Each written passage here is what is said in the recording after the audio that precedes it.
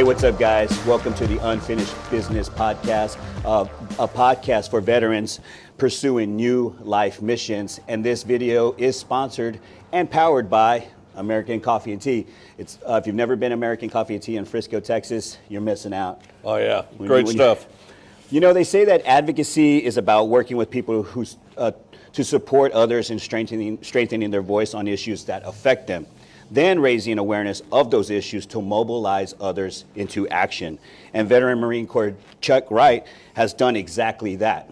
Chuck Wright is most notably recognized for his body of work in veteran advocacy in the city of Frisco, Texas, the state of Texas, and the nation as a member of Wreaths across America, Frisco Veterans Advisory Committee, USO Dallas, Iraq and Afghanistan Veterans of America Organization, North Texas Military Association, the Vice Chair of Texas Veterans Commission Funds Advisory Committee that awards grants for organizations supporting veterans across Texas, and the Director of the R. Lee Emery Memorial Golf Classic. Chuck, that's a handful of things that you're a part of, man. First I want to welcome you to the first episode of the Unfinished Business Podcast, which is a podcast for veterans pursuing new life missions. It's a pleasure to sit down with you today, and an honor, quite frankly. And throughout my tenure here in Frisco, one of the most notable things is that I see you being part of the solution of a lot of organizations. And most podcasters would save this question for last, but I want people to truly understand to take in what it really means to you to be a part of these organizations. So the first question I have for you is, what are a couple of things you have learned from your experience contributing time to veteran advocacy programs that you want people to know and walk away with after this interview is done? So first, I want to say I'm not in all of those organizations right now. Yeah, I have been part of them. Some of them have moved on for one reason or another. So I'm not doing all of that at once. Okay. I'm down to about 3 of those. And it's R. Lee Ermey. It's the R. Lee Ermey Golf Classic. I'm wearing their shirt right now. And everybody knows who R. Lee Ermey is, even if you don't recognize the name. Yeah. He is the infamous Gunnery Sergeant Hartman from the movie Full Metal Jacket. And every listener just went, oh yeah, I know who that guy is. He's also the voice of the little toy soldier in Toy Story. Oh, wow. Yeah, he did over 80 different movie roles, became quite the actor. Very, very honored to do that. That is one of our ongoing events. But back to your question, specifically, veterans are critical to our society, but the problem is now that the war, and it's not a problem, I'm glad the wars are over, but now that the wars are over, they're no longer on the nation's radar. We don't see them as often. And I'm glad we got to kind of redo this. Yeah. We kind of did a rehearsal take. Yeah. I don't want to mention any organizations, but we've seen a lot of organizations that are trying to fundraise so they can serve. I appreciate that because they are continuing to keep our veterans at the forefront. But one of the problems is those organizations tend to send a subliminal message that our veterans are broke. Just the opposite. And you look at, and one of them, that features a fairly famous country music star. And again, I don't want to throw them under the bus, but one of the things that I want our listeners to watch and to think about is, while they may have lost their legs, and that sadly is very common, they may have a physical handicap. And this is one thing that I've learned just working in the world. Just because you may have a physical handicap, it's like having a dent in your car. Doesn't mean the car doesn't work. These people are proud, and they have a huge desire to give back to America, to give back to their community. It may not be they may not be flag-waving patriots, and that's okay. You get to be who you are in this country, but That's the takeaway that I'd like people to see, is these people still want to make a contribution. And you know what's funny? You get up and you go to work and you pay your taxes and you follow the laws and raise your kids. Guess what? That is contributing to the country. I mean, nobody's going to throw a parade for you except your kids later in life, who will go, gosh, I'm really glad mom or dad was there for me. But those are the kind of things that our veterans want. They are citizens just like anybody else, and that's what I want to help. Our veterans don't want handouts, they want a hand up. And we'll kind of drill into some specifics with that as we go farther into this. But one of my goals, and you talked about advocacy, extremely important, is to keep veterans on the forefront. And I always throw this in because we're going to this green side, red side, blue side approach. I pull first responders in that because there are so many similarities. Oh, and by the way, 60% of our first responders are all veterans. Yeah. So it's a huge shared ground. Yeah, great. Shared ground, shared, I guess, issue. You know, that experience. Shared experience. Yeah, for sure. Yeah. You know, and our first interview was at the 4th Annual Veterans Appreciation Luncheon, hosted by Fellowship Power Lunch. And of course, we love Lisa Kay Gurney and what she's doing out in the community. You know, when we talked, you had quoted George W. Bush's statement, "I want to spend the rest of my life serving veterans." Why did you get involved in veteran advocacy in the first place? And was there a particular event that happened that inspired you or motivated you to take this type of commitment? And the last question of this one question is what I can remember all of those. What was the first organization you were a part of? So the first organization I was part of, we'll start at the end, was the Marine Corps. And it is, we are different. And it's funny because we can smell each other. We're sitting, as we said, at Judy Adams' American Coffee and Tea. I have sat in here having a coffee, and I have spotted Marines walking in, and they'll kind of look at me and go, "How'd you know I was a Marine?"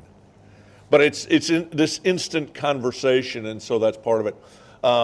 Kind of jumping back to the first question is, I grew up an Air Force brat. I am literally in the family business. My little brother's still in the Marine Corps. He's chief of staff at Quantico. He is now under 365 days before he retires. He will retire with over 30 years of service, 2 Legion of Merit awards, a whole bunch of other stuff. But as he jokingly said, when he tried to turn down the, I can't remember the billet he was going to be in, but with the actual Wounded Warrior Regiment in the Marine Corps, he said, told his CEO, he said, "Sir, I don't wear a Purple Heart or combat action ribbon," despite the fact that he's made 7 deployments to the sandbox.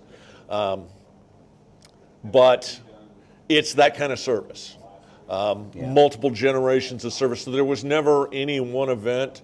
But when I got out, I was like a lot of veterans. I kind of, okay, I'm out. I'm going to go be a civilian, and I didn't really think or do anything about it. And one of the organizations that no longer is here, but that I helped found, and it was funny because I'm pretty sure the impetus to that was one of the guys who helped us found it saw pictures. I got to take my wife to her first Marine Corps ball in 2005, which was an exciting year because that was the year Texas won the national title, but we won't go down that road, that rabbit hole. But we put on a ball, on an all-services gala here in Frisco, and that was the North Texas Military Association, which was an organization I actually, we can talk about that as we go through this. I learned a lot of lessons from.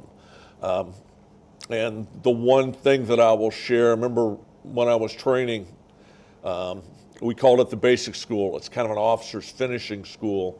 It's about 6 months long. And in there, I'd had a negative experience with the XL, and I was talking to my platoon commander about it. And I was kind of like, man, this guy's, you're used to being around a bunch of hard chargers when you're in the Marines. Yeah. This guy was, and come to find out, the expression is his packet hit the floor. He was ready to get out, he was done, and he literally just didn't care. Short timers. He would say that he was so short he could dangle his feet off a dime. Very short. Anyway, the point was, my platoon commander said to me, he said, Chuck, they're all examples of leadership. They're not all good examples, but sometimes it's the bad ones you learn the most from. Kind of a little bit down a rabbit hole and not to this. So there really wasn't necessarily one event, but North Texas Military Association got me started down a path, and it was a great path, and it led to a lot of other organizations and being part of a lot of other things. That's awesome. Yeah, I mean, I could see what you're saying. When you're part of one organization, you're learning what not to do, yep, and what was positive of the experience, yep, as well. Today, what's your most notable experience and impact that you feel you've? What is your most notable experience and impact that you feel you have been honored to be a part of and contributed to, and why is it the most notable? I'm going to. There are really two, but the one that is, to me, the most significant, because it allowed me an opportunity to really get to know Herschel Woody Williams, who was America's last surviving Medal of Honor recipient from World War II. And he was another Marine. He was a great man, but he's very dedicated to Gold Star families. And a lot of people aren't sure what a Gold Star family is.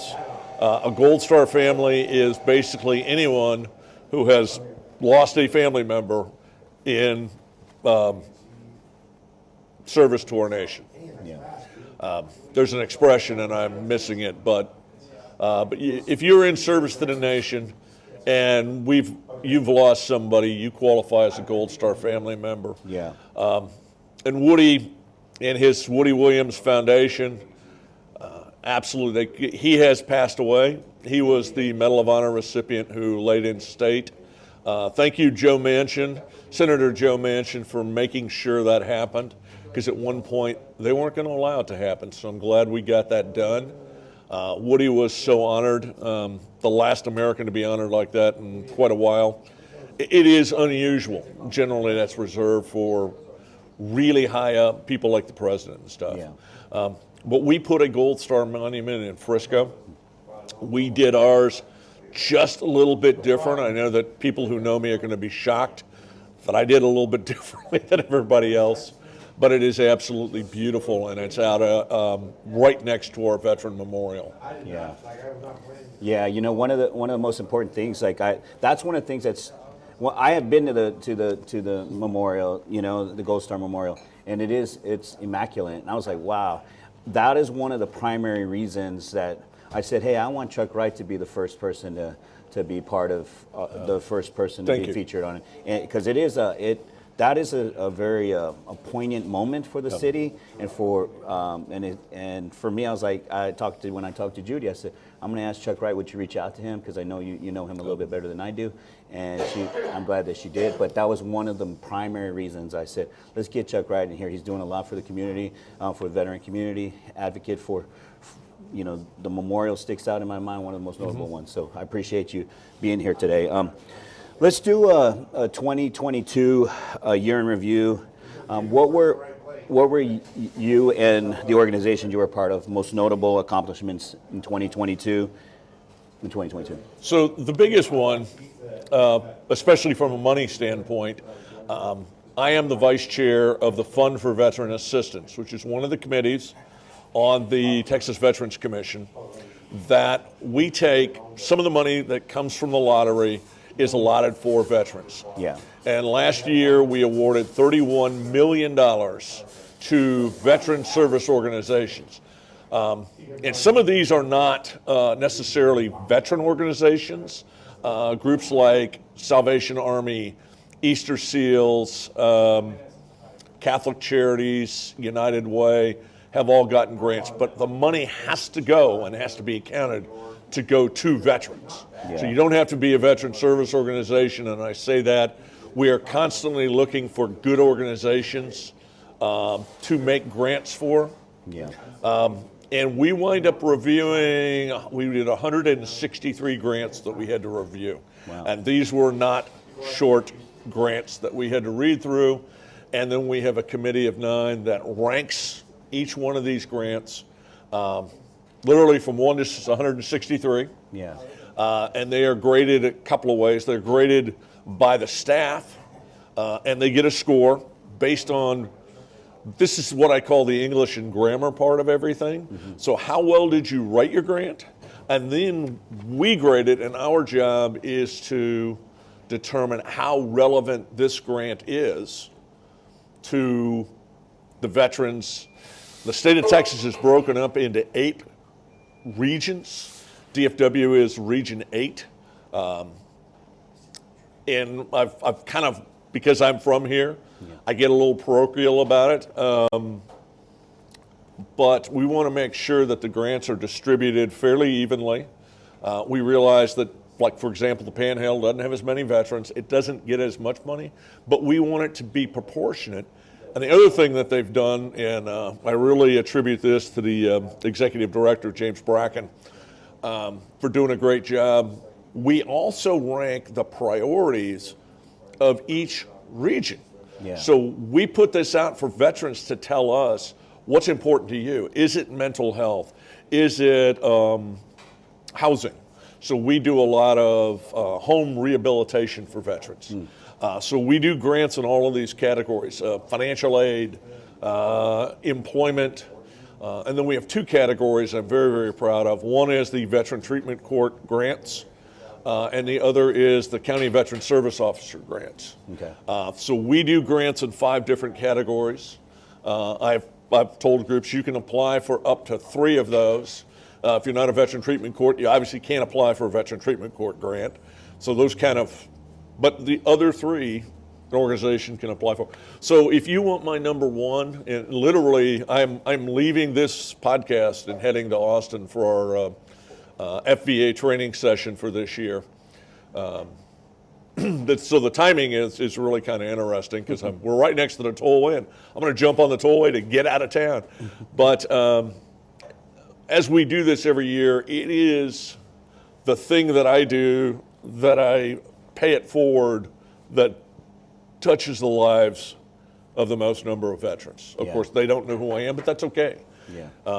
The one thing that I want to make clear, I had a great committee that I worked with the Gold Star Family Monument Project. This isn't about me, and I was going to tell you, I don't know if you caught it, but Mayor Jeff Cheney mentioned our Gold Star Monument, and I was very pleased that he didn't mention my name. This was not a Chuck Wright project. This was a Gold Star family, and we had 4 Gold Star, or actually 5, on our committee. We had 4 that were there from the start and were key. And this was for them. Yeah. They spoke. I kind of emceed the event, but they spoke at the event. Woody spoke at the event, and it was awesome. But this isn't about me. Yeah, no, I appreciate that too. You know, I think one of the biggest parts of it too is that there's behind the curtains guys, you know, that really work behind the curtains, that really get things going. But, you know, I was like, I got to give you your due, your flowers, as they say. You know, there we go. Give your due, your honor for doing that. So, okay, and then looking at 2023, what are a few things that you have in the works and aspiring to achieve? So, first half of the year is always super busy for me. We will have on the 19th of May, we will have our Arlie Ermy Golf Tournament. We sell out 2 courses. We play out at Bear Creek. And we're kind of, Bear Creek kind of has us over a barrel. We've gotten so big, we got to have 2 courses, and they're the only ones that'll let us tee off on a Friday that we've been able to find. We are going to talk to the PGA, but we think we're going to run into the same problem there. So we've got that on the 19th. Between here and there, as I said, I'm going down for training for the FVA, so I will be grading. February is my grant grading month. I will spend a lot of time going through those grants, seeing who's doing what, doing my own rating system. And like I say, 9 of us get together, and it's hilarious when you look at it, you really get in and look at it. You know, we'll award out of 163, we'll probably award close to 100 grants. Everybody's pretty much got the same top 25 or so. Yeah. Top 25, top 30. They may not be in the same order, But we've pretty much, okay, these are our favorite, these are the ones, we say favorites, I mean that in the sense that we see these as being the most viable. And it's interesting, it's only when you get towards the cutoff lines that you see any real debate, but we're going to go down and do that. And then we were out 2 nights ago visiting with the PGA. We're going to do our Marine Corps ball on November 4th. So that will kind of be the next big event. And then the last, I left one out. So we will roll off the golf tournament and we will go right to one of my absolute favorite events, which is Carry the Load. Yeah. And I had mentioned basic school. My roommate at basic school was killed in the bomb blast in 1983 in Beirut. I told you I was old. We don't want to talk about how many years that is, but hey, he was, and unfortunately we lost him and 240 other Marines. And so Carry the Load is a way to honor, again, back to green side, red side, blue side, our veterans, our first responders. And it's an incredible organization. And then we will wrap, the kind of the last event of the year is Wreaths Across America. Yeah. Which is placing wreaths on the grave sites of our veterans at DFW National Cemetery. And I'm just a quick plug for the DFW National Cemetery. It is one of the prettiest parts of Dallas. It sits right next to Mountain Creek Lake. And if you know where Dallas Baptist University, which is an absolutely gorgeous campus, I think the only campus in the area that's prettier is SMU. And it sits into a little bit of a valley because DBU sits up on top of a hill. And it's just an incredible, serene location. We love doing that every year. It means a lot.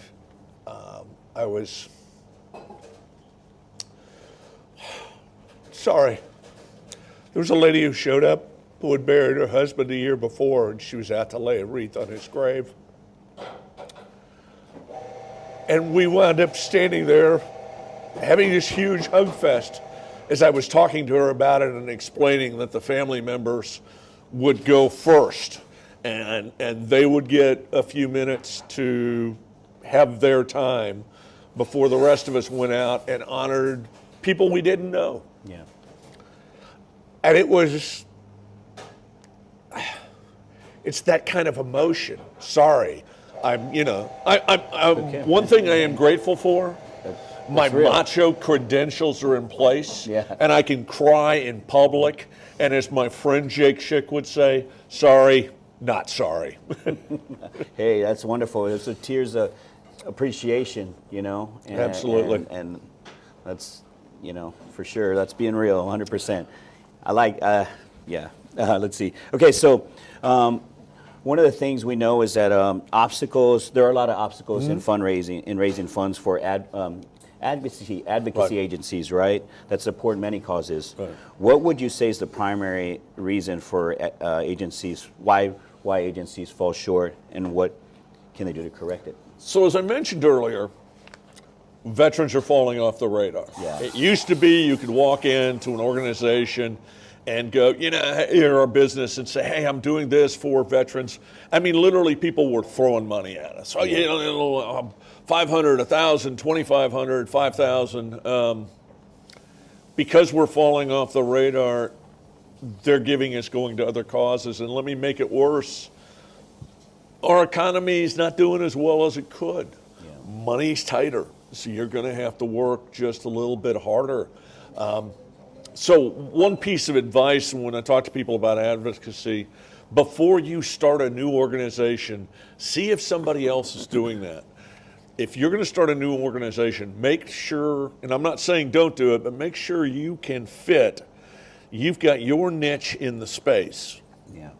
And then once you do that, make that decision, or if you look up and go, well, there's 6 other organizations doing this, join one of them. Interview all of them, join one of them, do one very specific thing for them, and do it well. So let me ask you a question. How do you eat an elephant? One bite at a time. Exactly right. Exactly right. Most people don't get that. let's say, for example, you do what I do a lot of, which is fundraising. Sorry, still being a wimp. I wasn't much of a Marine. What can I say? Pick 2-3 companies a day and give them a call. And just pick one. You pick one, you're calling 5 companies a week. Find out who they are, find out what they're interested in. If you want to directly serve, there's a lot of opportunity there. You mentioned I'm part of the DFW USO board. We've got the opportunity, and this is something that's really simple. We have centers in both the DFW airport and the Love Field airport. We're going to have centers. We've got a center in the El Paso airport. I think there's one in the Albuquerque airport. Our region, actually, we call it DFW, but it actually covers a broader swath of the state, of this part of the region of the nation. You want something really simple? Come out and volunteer one day a week at the USO Center. So there's all kinds of opportunities like that. Depending on where you are, ask. Shoot me an email. It's chuck@gunnygolf, GUNNY, golf.com, and ask. Awesome. Happy to direct people places. So from starting your own organization to spending one day a week or one day a month working at the USO, it covers that wide a swath of things to do. Wow, that's crazy.